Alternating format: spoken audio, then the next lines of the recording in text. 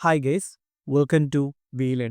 കഴിഞ്ഞ ക്ലാസ്സിൽ നമ്മൾ രാഷ്ട്രപതി ഭരണം പ്രഖ്യാപിക്കുന്നതിനുള്ള കാരണങ്ങളെക്കുറിച്ച് പഠിക്കുകയുണ്ടായിരുന്നു.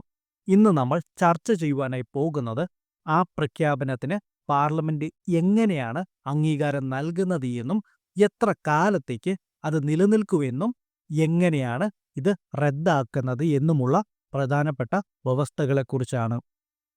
ഒരു സംസ്ഥാനത്ത് രാഷ്ട്രപതി ഭരണം പ്രഖ്യാപിക്കുകയാണെങ്കിൽ ആ പ്രഖ്യാപനത്തിന്റെ 2 മാസത്തിനുള്ളിൽ പാർലമെന്റിന്റെ ഇരുസഭകളും അംഗീകാരം നൽകിയിരിക്കണം. ഇവിടെ നമ്മൾ ഒരു പ്രത്യേക സാഹചര്യം കൂടി ഓർക്കേണ്ടതായുണ്ട്. രാഷ്ട്രപതി ഭരണം പ്രഖ്യാപിക്കുന്ന സമയം ലോക്സഭ പിരിച്ചുവിട്ടിരിക്കുകയാണെങ്കിലോ അല്ലെങ്കിൽ 2 മാസത്തിനുള്ളിൽ പ്രഖ്യാപനത്തിന് അംഗീകാരം നൽകുന്നതിന് മുമ്പ് ലോക്സഭ പിരിച്ചു വിടുകയാണെങ്കിലോ എന്ത് സംഭവിക്കും എന്നുകൂടെ അറിയേണ്ടതായുണ്ട്. ഇങ്ങനെയൊരു സാഹചര്യത്തിൽ രാജ്യസഭ പ്രഖ്യാപനത്തിന് അംഗീകാരം നൽകിയിട്ടുണ്ടെങ്കിൽ പുനഃസംഘടിച്ച പുതിയ ലോക്സഭയുടെ ആദ്യ യോഗം കഴിഞ്ഞ് 30 ദിവസം വരെ രാഷ്ട്രപതി ഭരണം നിലനിൽക്കുകയും ഈ 30 ദിവസത്തിനുള്ളിൽ പുതിയ ലോക്സഭ അംഗീകാരം നൽകുകയും ചെയ്യേണ്ടതാണ്. പാർലമെന്റിന്റെ ഇരുസഭകളും അംഗീകാരം നൽകി കഴിയുകയാണെങ്കിൽ രാഷ്ട്രപതി ഭരണം 6 മാസത്തേക്കുകൂടെ തുടർന്നു പോരുകയും ഈ ഭരണം പാർലമെന്റിന്റെ അംഗീകാരത്തോടെ ഓരോ 6 മാസം കൂടുമ്പോഴും നീട്ടുവാനും സാധിക്കും. എന്നാൽ ഇത് പരമാവധി 3 വർഷം വരെ മാത്രമേ നീട്ടുവാനായി സാധിക്കുകയുള്ളൂ. ഇവിടെയും ലോക്സഭ പിരിച്ചുവിട്ടിരിക്കുകയാണെങ്കിൽ രാജ്യസഭയുടെ അംഗീകാരത്തോടെ പുതിയ ലോക്സഭയുടെ ആദ്യ യോഗം കഴിഞ്ഞ് 30 ദിവസം വരെ കാലാവധി നിലനിൽക്കുന്നതാണ്. അടുത്തതായി, ഒരു രാഷ്ട്രപതി ഭരണം പ്രഖ്യാപിക്കുന്നതിനോ അതിൻ്റെ തുടർച്ചയ്ക്കോ അംഗീകാരം നൽകുന്ന എല്ലാ പ്രമേയങ്ങളും പാർലമെന്റിന്റെ ഓരോ സഭയിലും സിമ്പിൾ മെജോറിറ്റി അല്ലെങ്കിൽ സാധാരണ ഭൂരിപക്ഷത്തോടു കൂടി പാസാക്കിയാൽ മതിയാകും. അതായത് സഭയിൽ ഹാജരായി വോട്ട് ചെയ്യുന്ന അംഗങ്ങളുടെ ഭൂരിപക്ഷം മതിയാകും എന്ന് ചുരുക്കം. നമ്മൾ ദേശീയ അടിയന്തരാവസ്ഥയ്ക്ക് പ്രത്യേക ഭൂരിപക്ഷം ആവശ്യമായിരുന്നു എന്ന് പഠിക്കുകയുണ്ടായി.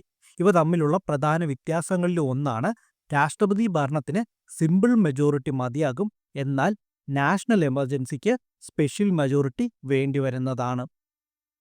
ഒരു സംസ്ഥാനത്ത് രാഷ്ട്രപതി ഭരണം 1 വർഷത്തിൽ കൂടുതൽ നീട്ടുവാനായി പാർലമെന്റിന്റെ അധികാരത്തിന് 44ാം ഭരണഘടനാ ഭേദഗതി നിയമം ഒരു നിയന്ത്രണം കൊണ്ടുവരികയുണ്ടായി.